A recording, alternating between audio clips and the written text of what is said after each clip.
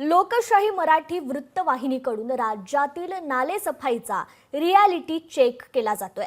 यात आशिया खंडातील सगळ्यात मोठी झोपडपट्टी म्हणून ओळख असलेल्या मुंबईतील धारावी परिसरातील नालेसफाईची पाहणी करण्यात आली। धारावीतील नाल्यात अद्यापही अनेक ठिकाणी गाळ आणि प्लास्टिकच्या पिशव्यांचा ढिगारा पाहायला मिळतोय।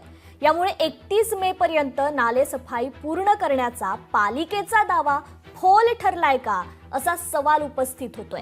याच संदर्भात आढावा घेतलाय आमचे प्रतिनिधी भूषण शिंदे यांनी।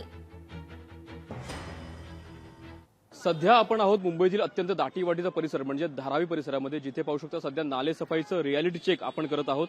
हा जो नाला आहे अगदी धारावीच्या मध्यभागातून हा वाहणारा मोठा नाला आहे आणि संपूर्ण जर परिसर पाहिला धारावीचा तर हा दाटीवाटीचा परिसर आहे। अगदी लहान लहान घरं इथं हजारोंच्या संख्येने इथं घरं आहेत, हजारोंच्या संख्येने इथं नागरिक राहतात। अशा प्रकारे ह्या संपूर्ण परिसरातून जाणारा हा नाला जो आहे तो अद्यापही इथं आपल्याला संपूर्ण सफाई झालेला पाहायला मिळत नाहीये। अगदी त्या ठिकाणी आपल्याला मोठ्या प्रमाणात गाळ तिकडे पाहायला मिळतोय। तिथे सुद्धा अनेक प्लास्टिकच्या पिशव्या असतील, पोत्या असतील किंवा अगदी जो गाळ आहे तो आपल्याला इथं पाहायला मिळत आहे। अशा प्रकारे संपूर्ण नाला जो आहे तो अद्यापही स्वच्छ केलेला नाहीये आणि अगदी पावसाळा हा तोंडावर आलेला आहे। पालिका प्रशासनाकडनं एकंदर 31 मे पर्यंत नालेसफाई पूर्ण होईल अशा प्रकारे दावा केला होता। मात्र हा दावा काहीसा आपल्याला फोल ठरलेला पाहायला मिळत आहे आणि एकंदर हा जो संपूर्ण परिसर आहे तो धारावीचा परिसर आहे, एकदम दाटीवाटीचा परिसर आहे। या संपूर्ण परिसरात जर पाणी तुंबलं तर मोठी समस्या इथं उद्भवू शकते। अशा प्रकारे संपूर्ण परिसर आहे, त्यामुळे संपूर्ण नाल्याची सफाई कधीपर्यंत होणार अशा प्रकारे देखील अनेक नागरिक इथं प्रश्न विचारत आहेत। या संपूर्ण रियालिटी चेकमुळे कुठेतरी 31 मे पर्यंत हा नाला स्वच्छ होईल का अशा प्रकारे सध्या नागरिक सध्या सवाल विचारत आहेत। कॅमेरा विनीत पेडणेकरसह भूषण शिंदे, लोकशाही मराठी, मुंबई। यासोबत छत्रपती संभाजीनगर शहरातील देखील नालेसफाईचा रियालिटी चेक लोकशाहीने केलाय। लोकशाही मराठीची सफाई मोहीम छत्रपती संभाजीनगरात पोहोचली आहे। छत्रपती संभाजीनगरमध्ये पावसाळ्याच्या सुरुवातीलाच पालिकेच्या वतीने साफसफाई करण्यात येते।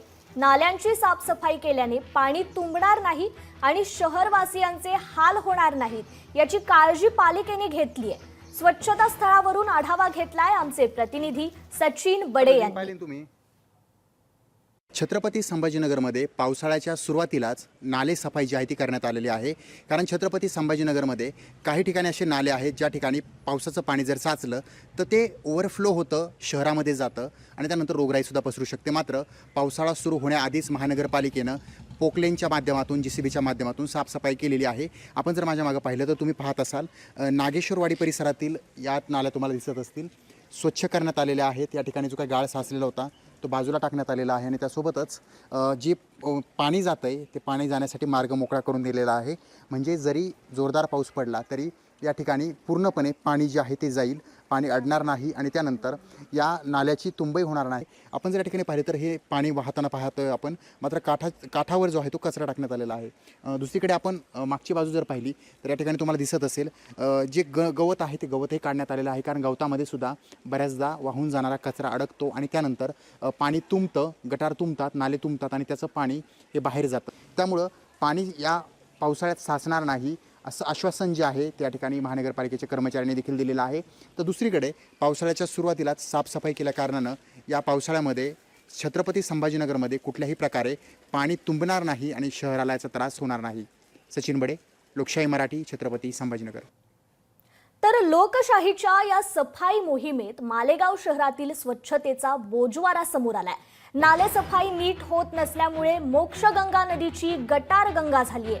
नाले गटार हे अक्षरशः तुंबले, त्यामुळे स्वच्छतेवर होणारा कोट्यवधीचा खर्च पाण्यात गेला की काय असा प्रश्न उपस्थित होतोय।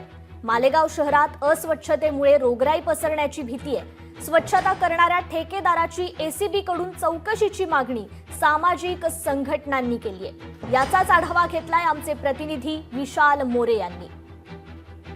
आज आपण आलो आहोत रामसेतू पुलाजवळ आणि या रामसेतू पुलाजवळ जर आपण ही जी मोक्षगंगा आहे, हिला मोसम नदी म्हणतात, ही जिथून वाहून येते तिच्या आजूबाजूला जर बघितलं तर अशी अस्वच्छता दिसते आहे आणि अशीच परिस्थिती ही नदीपुरता मर्यादित नसून जर शहराचा जर विचार केला तर शहरातील जे भाग आहेत, जे एरिया आहेत त्या एरियांमधले सुद्धा जे नाले सफाई आहे, गटर म्हटलं जातं किंवा ठिकठिकाणी जो अस्वच्छता आहे ती तशीच असल्याने नागरिकांचे आरोग्य देखील कुठेतरी आता धोक्यात आलेले आहे आणि स्वच्छतेचा ठेका देखील हा जो आहे हा वादग्रस्त ठरलेला आहे आणि सामाजिक संघटनांनी देखील काही कार्यकर्ते आहेत त्यांनी देखील या जो ठेका घेतला आहे या ठेक्याची कुठेतरी ACB कडून चौकशी व्हावी, जेणेकरून नागरिकांना पाहिजे तशा सुविधा ह्या मिळाल्या पाहिजेत, असं काहीतरी एक नागरिकांची इच्छा आहे. आणि हा जो परिसर आहे, हा जो शहराचा भाग आहे, हा शहराचा भागच नाही तर स्वतः जे महानगरपालिकेचं जे कार्यालय आहे ते स्वतः सुद्धा अस्वच्छता आहे. त्याची सुद्धा लोकशाही न्यूजने बातमी केली होती. जर मनपाचं कार्यालयच जर अस्वच्छ असेल तर शहर कसं राहणार, हा देखील प्रश्न मोठा उपस्थित राहतोय. मी विशाल मोरे, लोकशाही न्यूज, मालेगाव. लोकशाही मराठी ऐका, पहा, जागरूक रहा.